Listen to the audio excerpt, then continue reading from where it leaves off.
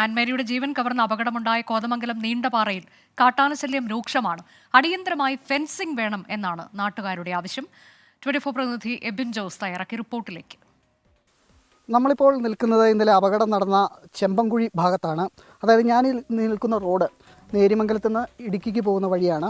ഇടുക്കി ഭാഗത്തു നിന്നാണ് ആൻമേരിയും അൽത്താഫും ബൈക്കിൽ സഞ്ചരിച്ച് ഈ ഭാഗത്തെത്തിയപ്പോൾ മുകളിൽ നിന്ന കാട്ടാന ഈ പനമരം തള്ളിയിടുകയായിരുന്നു. ഈ പന നേരെ വന്ന് പതിച്ചത് ഈ വിദ്യാർത്ഥികളുടെ ദേഹത്തേക്കാണ്. അത് കഴിഞ്ഞിട്ട് അവർ സഞ്ചരിച്ച ബൈക്ക് കുറച്ച് മുന്നോട്ട് പോയി മറിഞ്ഞു വീഴുകയും ചെയ്തു. വിദ്യാർത്ഥികൾ ഈ പനമരത്തിന് അടിയിലായിരുന്നു. ആളുകൾ ഓടിക്കൂടുകയും ഫോറസ്റ്റ് ഉദ്യോഗസ്ഥർ വരികയും ചെയ്തു. അപ്പോഴും വിദ്യാർത്ഥികൾ ഈ പനമരത്തിൻ്റെ അടിയിൽ കിടക്കുകയാണ്. പിന്നീട് ഫോറസ്റ്റ് ഉദ്യോഗസ്ഥരും നാട്ടുകാരും ചേർന്ന് പടക്കം പൊട്ടിച്ച്, അതായത് ഈ ആന മുകളിൽ നിൽക്കുന്നുണ്ട്, അപ്പോൾ ഏത് സമയത്തും ആന ഇറങ്ങി വരാവുന്ന സാഹചര്യം ഉള്ളതുകൊണ്ട് തന്നെ അവർ പടക്കം പൊട്ടിച്ച് ആനയെ ഓടിച്ചു. ഈ പ്രദേശത്ത് നിരന്തരം കാട്ടാനയുടെ ശല്യമുള്ളതാണ്. ഈ റോഡരികിൽ ആന ഇറങ്ങുന്നു, അതോടൊപ്പം തന്നെ റോഡ് ക്രോസ് ചെയ്ത് ആന പോകുന്നു. ഈ ദൃശ്യങ്ങളെല്ലാം തന്നെ നമ്മൾ കണ്ടതാണ്. നമുക്ക് ആ ദൃശ്യങ്ങൾ 24-ലൂടെ ആളുകൾ പ്രേക്ഷകർ കണ്ടതാണ്.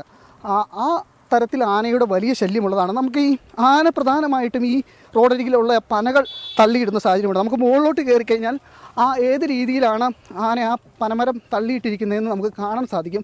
കാരണം പന ആനയ്ക്ക് ഇഷ്ടമുള്ളൊരു ഭക്ഷണമാണ്. അതുകൊണ്ട് തന്നെ ഇത് തള്ളിയിട്ട് അതിൻ്റെ ഉള്ളിലെ ചോറ് കുത്തിത്തുരന്ന് തിന്നുന്ന രീതിയാണ് ആന നടത്തുന്നത്. ആ രീതിയിൽ ഇന്നലെ ഇവിടെ വന്ന ആന ഈ പന തള്ളിയിട്ടു. നമുക്ക് ഈ ദൃശ്യങ്ങളിൽ തന്നെ കാണാൻ സാധിക്കും. കാരണം ഈ രീതിയിൽ ആന ഈ പന പൊട്ടിച്ച് അതിനുള്ളിൽ നിന്ന് ചോറ് എടുത്ത് തിന്നുകയാണ് ചെയ്യുന്നത്. ഏതായാലും ഈ ആന ഈ പ്രദേശത്ത് തന്നെ ഉള്ളതാണ്. അതുകൊണ്ട് തന്നെ ഇന്നും ഈ ആന ഇവിടെ തന്നെ വരുമെന്നുള്ളതാണ് ആളുകൾ പറയുന്നത്. ആളുകളുടെ പ്രധാന ആവശ്യം ഉന്നയിക്കുന്നത്, ഈ പ്രദേശത്തെ ആളുകൾ ഉന്നയിക്കുന്നത്, ഈ ഫെൻസിങ് ഉൾപ്പെടെയുള്ള സംവിധാനങ്ങൾ ഈ മേഖലയിൽ, ഈ നീണ്ടപാറ മേഖലയിൽ വർഷങ്ങളായിട്ടുള്ള കാട്ടാനശല്യമാണ്. അതിനുള്ള പരിഹാരം കാണണം. കരാറൊക്കെ എടുത്തിട്ടുണ്ട് എന്നുള്ളതാണ് അധികൃതർ പറയുന്നത്. പക്ഷേ അതൊന്നും ഒരു പരിഹാരമല്ല. എത്രയും പെട്ടെന്ന് തന്നെ ഇത് നടപ്പിലാക്കണമെന്നാണ് അവരുടെ ആവശ്യം. അതിൻ്റെ ഭാഗമായാണ് ഇന്ന് വലിയൊരു പ്രതിഷേധം നഗരംപാറ ഫോറസ്റ്റ് ഓഫീസിന് മുന്നിൽ നടത്തിയത്.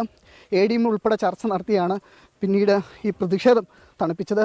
എത്രയും വേഗം ഈ നടപടി എടുക്കാം, കളക്ടർക്ക് റിപ്പോർട്ട് നൽകാമെന്നുള്ളതാണ് വനംവകുപ്പ് ഉദ്യോഗസ്ഥരും ADM ഒക്കെ അവർക്ക് മറുപടി നൽകിയത്. ഏതായാലും അതേ തുടർന്ന് ഇവർ പ്രതിഷേധം ഇപ്പോൾ അവസാനിപ്പിച്ചിട്ടുണ്ട്. ഇനി ഏതായാലും ഈ കാട്ടാനശല്യത്തിന് ശാശ്വതമായ പരിഹാരം ഉണ്ടായെങ്കിൽ തുടർ പ്രതിഷേധങ്ങൾ ഉണ്ടാകുമെന്നും അവർ അറിയിച്ചിട്ടുണ്ട്. ക്യാമറമാൻ ഹരീഷിനൊപ്പം നീണ്ടപാറയിൽ നിന്ന് എബിൻ ജോസ്, 24.